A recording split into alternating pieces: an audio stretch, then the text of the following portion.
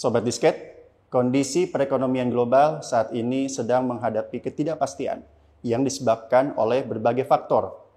Perang, krisis energi, persaingan perdagangan antar negara-negara maju, COVID-19 yang baru saja kita hadapi. Berbagai isu global tersebut mempengaruhi dinamika perekonomian nasional, termasuk juga level pemerintah daerah. Dan bahkan Dewan Gubernur Bank Indonesia juga telah mengeluarkan laporan di tahun 2024 ini yang menguatkan asumsi bahwa isu-isu global mempengaruhi dinamika perekonomian nasional. Untuk itu, Badan Strategi Kebijakan Dalam Negeri melalui Pusat Strategi Kebijakan Pembangunan, Keuangan Daerah, dan Desa telah melaksanakan analisis terkait hal ini. Saksikan lebih lanjut.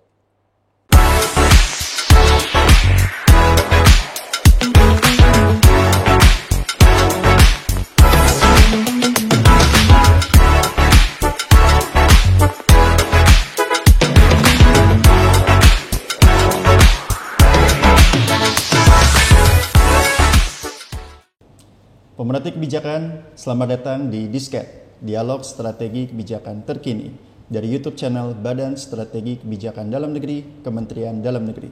Bersama saya, Rizky Aziz. Baru-baru ini, Pusat Strategi Kebijakan Pembangunan, Keuangan Daerah, dan Desa dari BSKDN telah melaksanakan analisis terkait strategi pembangunan ekonomi daerah guna merespon laporan Dewan Gubernur Bank Indonesia tentang kondisi perekonomian global. Dan untuk mengetahui hasilnya lebih lanjut, sudah ada bersama kita di studio BSKDN YouTube channel Mas Hari Prasetyo Sutanto, SSI MDevPrak. Mas Hari, apa kabarnya? Kabar baik Alhamdulillah. Terima kasih telah mengundang saya. Ya, sama-sama Mas Hari. Oke, Mas Hari ini selaku pejabat fungsional analis kebijakan ahli muda ya Mas? Ya. Dari Pusat Strategi Kebijakan Pembangunan, Keuangan Daerah, dan Desa. Dan terkait analisis yang baru saja dilaksanakan ini, bisa dijelaskan secara singkat Mas, seperti apa yang telah dilaksanakan?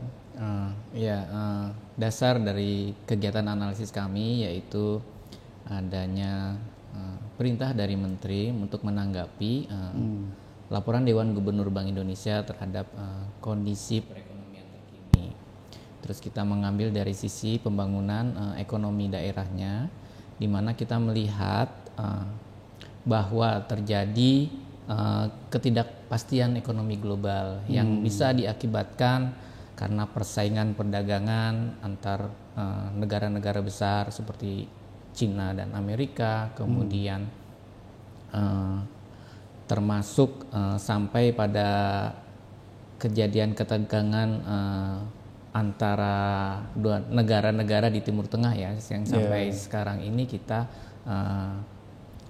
rasakan. Kemudian adanya pasca COVID, kemudian adanya perubahan cuaca dan iklim yang semakin tidak menentu ya. Tidak menentu dan ini kami anggap ini selain berpengaruh secara global, ketidakpastian ini juga dapat berdampak nasional hingga ke daerah.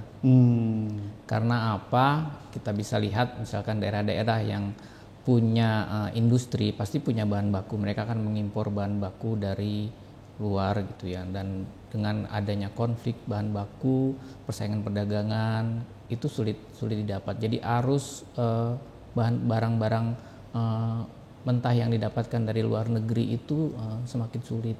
Nah ini dampaknya sangat luas hingga bisa juga berpengaruh kepada inflasi, bahkan sampai kepada pengangguran hingga juga berpengaruh terhadap kemiskinan atau gizi juga.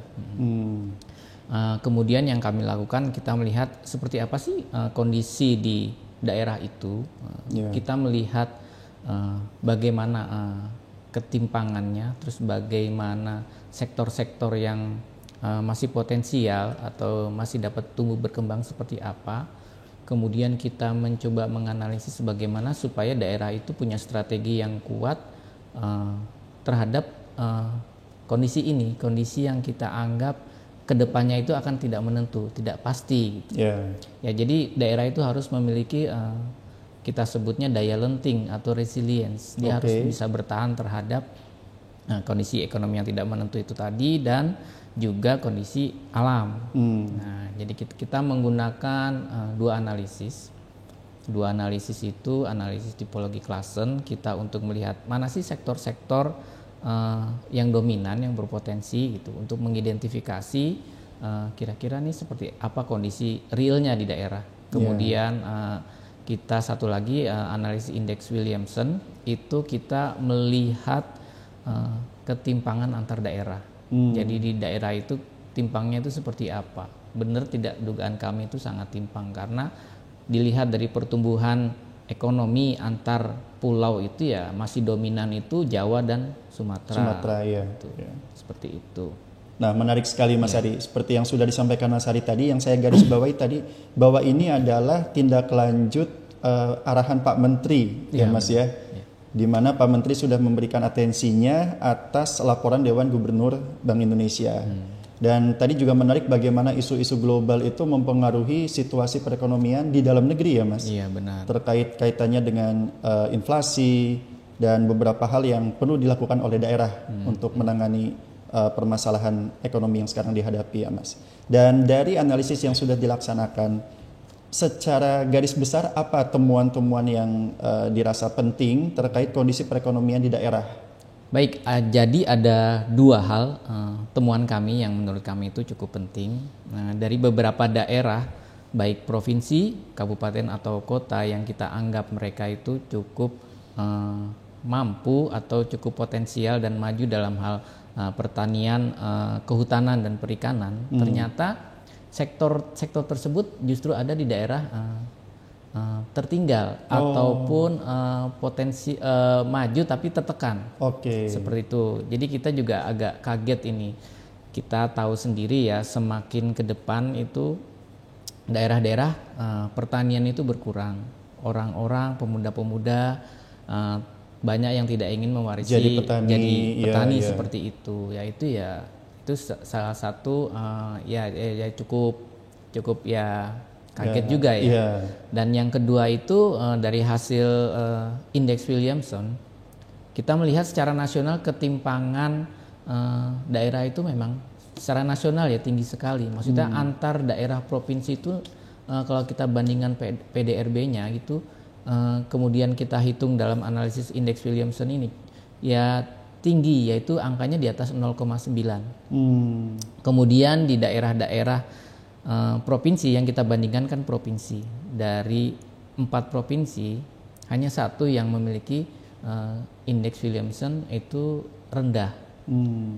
Jadi satu dari 4 provinsi yang rendah, jadi 3 itu tinggi, ketimpangannya tinggi. Maksudnya ketimpangan antar daerah kabupaten kota dalam satu provinsi ini tinggi. Jadi ada yang maju pertumbuhannya tinggi sekali, ada yang rendah sekali.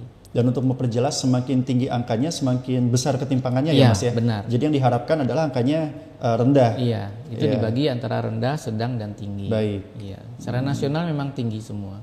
Itu dua temuan yang ya di antara beberapa temuan lain ya, 2 temuan yang cukup penting gitu. Kemudian setelah itu kita mencoba menganalisis dari faktor-faktor yang mempengaruhi strategi pembangunan ekonomi daerah itu. Hasilnya kita mempunyai 7 strategi. Jadi 7 strategi itu, yang pertama, apa yang harus dilakukan oleh pemerintah daerah. Ya tidak hanya pemerintah daerah, mungkin juga pemerintah pusat juga. Yaitu harus memiliki infrastruktur yang tangguh. Baik. Nah, infrastruktur yang tangguh ini dalam artian itu adalah infrastruktur yang berkelanjutan dan infrastruktur yang hijau. Berkelanjutan itu maksudnya dia itu dirancang untuk tahan terhadap yaitu tadi, tahan terhadap kondisi bencana dan tahan terhadap ekonomi, ketidakpastian ekonomi. Kemudian infrastruktur hijau itu lebih diarahkan kepada pembuatan saluran-saluran drainase yang baik. Jadi yaitu untuk menghadapi bencana alam seperti banjir, termasuk juga penghijauan kota.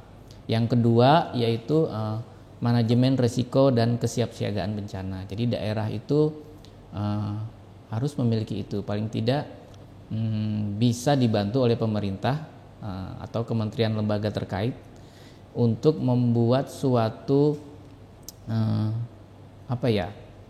upgrading terhadap manajemen risiko dan kesiapsiagaan bencana yang sudah ada. Jadi lebih mantap lagi, kemudian diberikan ke daerah yang benar-benar memiliki risiko bencana dan risiko terhadap ekonomi seperti itu. Nah, ini diarahkannya hasil dari analis kami yaitu mengandalkan teknologi untuk sistem peringatan dini, kemudian pelatihan dan simulasi rutin petugas dan masyarakat, kemudian menyusun rencana tanggap darurat. Baik. Nah, strategi yang ketiga yaitu diversifikasi ekonomi. Ini harapannya bisa dilakukan oleh pemerintah daerah, baik provinsi ataupun kabupaten kota. Diversifikasi ekonomi itu bisa mengembangkan sumber-sumber ekonomi baru yang beragam, terutama harapannya melalui investasi, kemudian pengembangan sektor ekonomi yang ke arah pertanian, perikanan, dan ketahanan pangan ini. Ini sangat terkait sekali dengan inflasi daerah. Karena apa? Beberapa daerah itu belum mahir dalam melakukan kerjasama dan koordinasi untuk mendapatkan pangan itu. Karena apa yang terjadi di daerah itu pasarnya itu tidak mudah, maksudnya mendapatkan informasi daerah satu kekurangan beras, daerah lain yang mana yang mempunyai stok beras lebih itu belum masih pasti. Ada gap informasi mungkin. Itu salah satu temuan kami juga. Kemudian mendorong pertumbuhan industri kreatif dan teknologi untuk menciptakan lapangan kerja yang baru lagi. Dan lapangan kerja yang baru ini arahannya itu tidak hanya untuk yang menengah ke atas, justru yang menengah ke bawah ini yang perlu diperluas lagi lapangan kerjaannya, seperti itu. Kemudian diversifikasi pasar ekspor. Jadi mencoba jalur-jalur baru, ekspor baru yang memungkinkan daerah itu agar pertumbuhan ekonominya tercapai. Kemudian yang keempat yaitu kebijakan ekonomi yang fleksibel. Maksudnya itu daerah mampu melakukan pengelolaan keuangan yang lebih efektif. Kemudian kebijakan fiskalnya ini harus responsif. Maksudnya dia memiliki cadangan dana darurat apabila terjadi bencana atau pada kondisi ekonomi yang seperti hal-hal ekstrim lah, itu harus ada membangun dana cadangan darurat. Baik. Kemudian belanja daerah untuk sektor-sektor yang terdampak itu, seperti itu. Kemudian kelima, pengembangan SDM. Nah, pengembangan SDM ini ya cukup penting yang kami lihat dari berbagai daerah yang dilakukan ya seperti biasa lah, pelatihan, diklat untuk keterampilan seperti itu. Sebenarnya lebih baik arahnya lebih ke kewirausahaan. Jadi membangun pebisnis baru, membangun inkubator bisnisnya juga untuk UMKM. Kemudian di setiap daerah itu tenaga kerjanya itu SDM-nya harus punya ciri khas. Jadi dia bisa mengambil kearifan lokalnya atau traditional skill-nya. Jadi setiap daerah itu punya kekhasan gitu lah. Itu yang menjadi daya tarik ya, tentunya sesuai dengan kebutuhan gitu. Apa yang dibutuhkan di daerah itu. Keenam itu strategi kerjasama dan kolaborasi seperti yang tadi saya sebutkan. Nah, kerjasama dan kolaborasi ini penting memang antar daerah. Betul. Di mana satu daerah misalkan mereka hanya mengandalkan pada industri pertambangan atau industri pengolahan gitu, tapi mereka nggak punya potensi di pertanian, perkebunan dan perikanan. Nah, inilah bisa terbangun koordinasi dan komunikasi secara efektif antar daerah untuk menjamin ketersediaan pasokan pangan terutama itu. Kemudian memberikan kemudahan juga untuk investor. Nah, investor-investor yang datang itu perlu diberikan fasilitasi dan insentif. Baik. Di daerah. Jadi investor itu akan datang dan nyaman untuk berinvestasi. Yang terakhir ini adalah melakukan pembangunan berkelanjutan. Nah, pembangunan berkelanjutan ini isunya memang sudah lama. Cuma banyak daerah yang paham, mau menerapkan, banyak daerah juga ya so-so, maksudnya itu ya oke lah kita melakukannya sekedar apa ya, sekedar melakukan tapi tidak bersungguh-sungguh. Nah ini kita melihat pengelolaan pembangunan berkelanjutan itu diarahkan kepada dua, sumber daya alamnya, pengelolaan sumber daya alamnya, dan pembangunan hijau juga.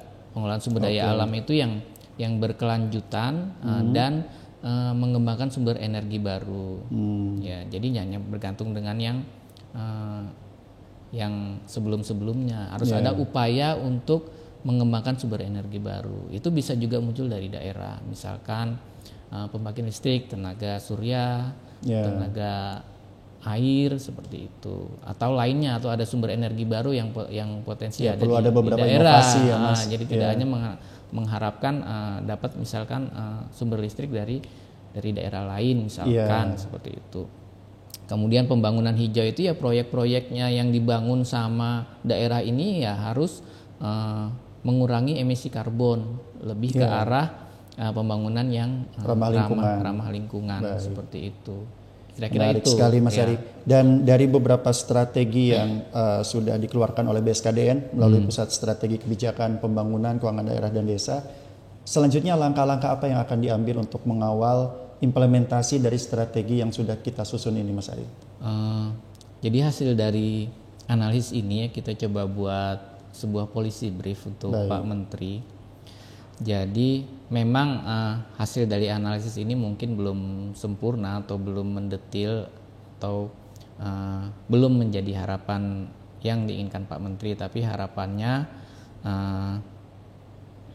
ada tugas untuk daerah dan tugas untuk pemerintah. Maksudnya begini, daerah bisa memilih untuk melakukan beberapa strategi tersebut ya, tergantung bagaimana karakteristiknya, potensinya dia, kemampuannya dia juga. Jadi ada beberapa itu mungkin tidak semua bisa dilakukan. Nah, pemerintah itu bersama Kementerian Dalam Negeri, bersama kementerian lembaga terkait ya bisa bersama-sama untuk mendukung bahwa daerah ini bisa maju, pembangunan ekonomi daerahnya. Untuk pemerintah di pusat, menurut kami itu ada tiga strategi yang bisa didorong, terutama dalam hal infrastruktur ya, karena infrastruktur itu cukup berat. Misalkan membangun infrastruktur yang tangguh itu ya perlu dukungan dari pemerintah pusat. Kemudian manajemen risiko dan kesiapsiagaan bencana. Yang terakhir yaitu pembangunan berkelanjutan ini, karena tidak semua daerah paham benar tentang pembangunan berkelanjutan.